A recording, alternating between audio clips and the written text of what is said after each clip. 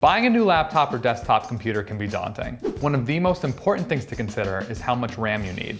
Today, we're going to talk about what RAM is and does, and how much you really need to get your stuff done. RAM stands for Random Access Memory, or how much your computer can handle at once. Think of RAM like short-term memory, and your hard drive like long-term memory. RAM is critical for multitasking. The more RAM you have, the more programs you can run at once. Most PCs allow for upgradable RAM, allowing users to add more later.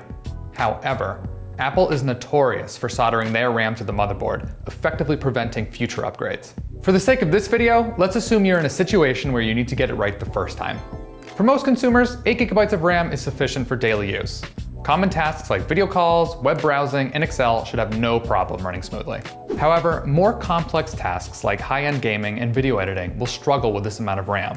And over time, programs typically require more and more RAM to operate efficiently.